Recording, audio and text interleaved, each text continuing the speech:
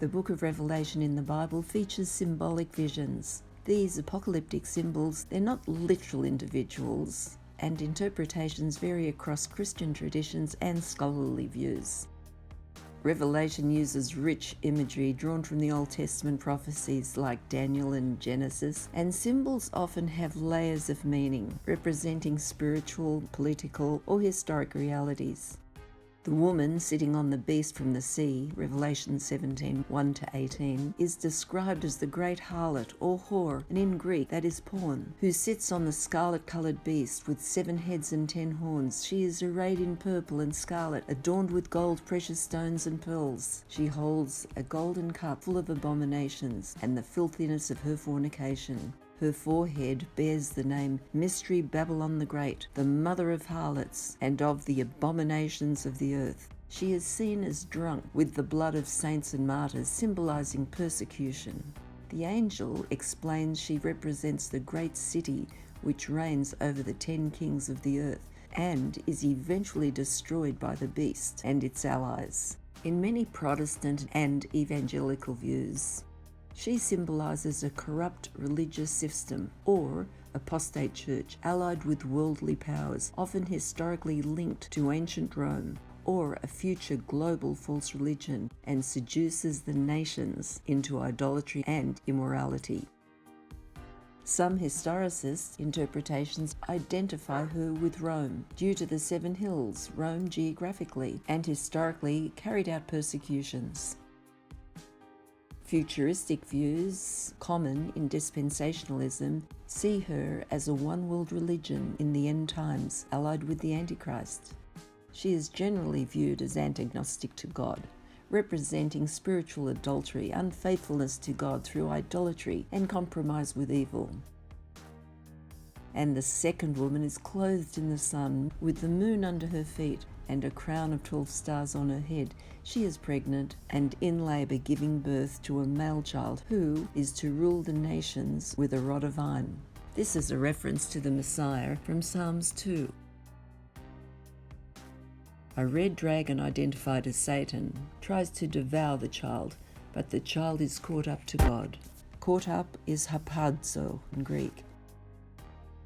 The woman then flees into the wilderness for protection. This is often seen as Israel, drawing on the Old Testament imagery of Joseph's dream in Genesis, the sun, the moon, and the stars representing Jacob's family and the 12 tribes. She gives birth to a Messiah, and the dragon's persecution reflects Israel's history.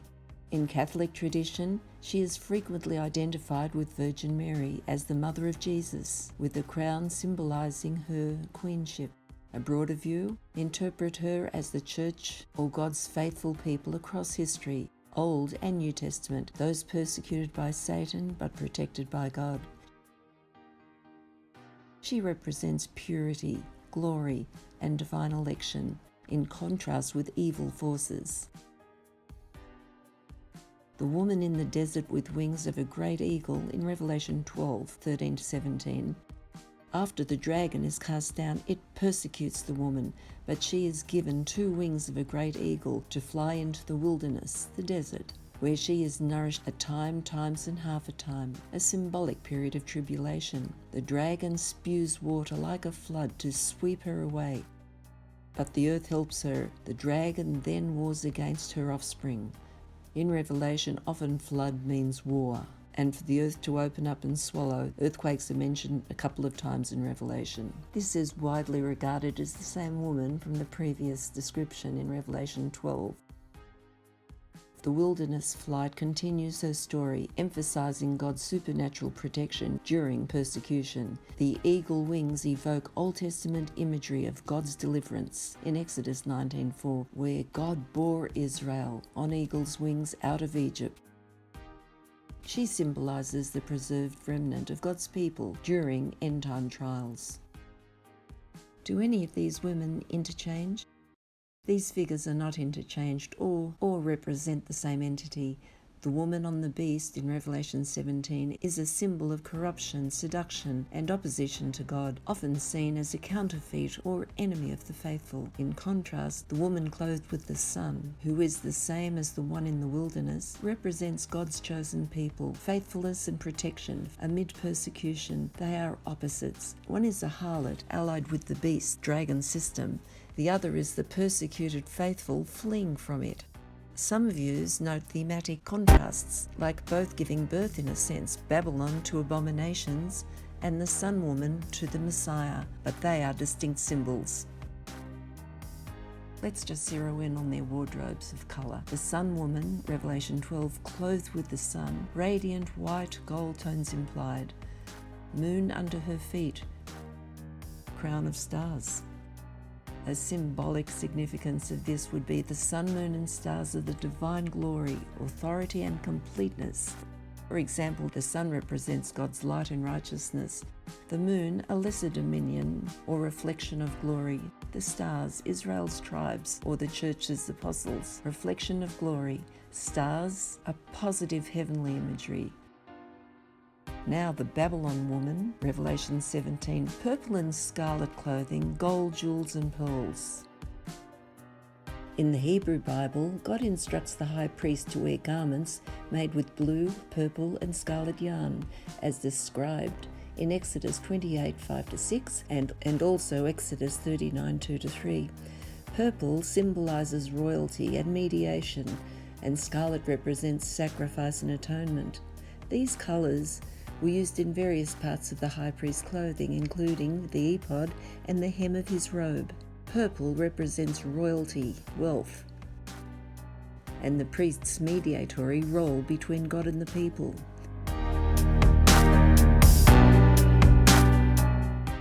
Scarlet symbolises sacrifice and atonement, pointing to the blood and the sacrificial duties. So these colours for high position started in the Bible and have been taken up throughout the millennia. Scarlet evokes the blood of martyrs or sin.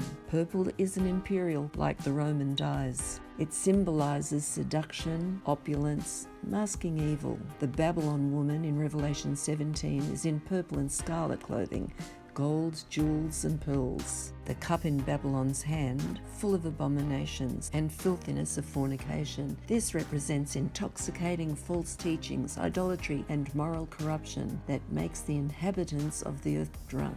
It draws from the Old Testament, cup of wrath in Jeremiah 51:7 on Babylon, but inverted as seductive power rather than judgment. But there is no cup for the Sun Woman. Now the woman sitting on the king's nations. Babylon sits on the scarlet beast, 7 heads, 10 horns, and many waters. Revelation 17, 1-3. This indicates control or alliance with political powers. The beast equals empires and kings and indicates control or alliances with political powers. The beast represents the empires and kings, and the people is represented by the waters, multitudes, nations, tongues. Revelation 17:15. She influences and exploits global systems. The Sun Woman does not sit this way. She stands, flees, symbolizing dependence on God. Now let's look at the water. Many waters under Babylon, Revelation 17:1. The dragons flood against the Sun Woman, Revelation 12:15. Imagine chaotic masses supporting evil systems. The flood equals the overwhelming persecution or deception of Satan, but God protects the earth and swallows it. Regarding the crowns, the Sun Woman crown, it's the Stephanos victory wreath of 12 stars. The beast or dragon, diademata royal diadems, on heads or horns, Revelation 12. The Sun Woman's victory of honour over God's people, the 12 stars, completeness, representing the tribes of Israel or the apostles. The beast's illegitimate authority and power. Shift of heads, past empires, to horns, future kings, shows evolving rule. Now the horns, there are 10 in Revelation 17, also dragon, Revelation 12, and the beast in Revelation 13. represents 10 kings or powers that gives authority to the beast, initially allied with Babylon, but turning to destroy her. Revelation 17:12-16 symbolizes strength, rule, and end times confederacy, from Daniel 7. No horns on the women themselves. These symbols emphasize themes of spiritual warfare, faithfulness versus apostasy, divine protection versus worldly seduction. Interpretations can differ by denomination. The Catholics would emphasize Mary for the Sun Woman, while evangelicals focus on Israel or the Church.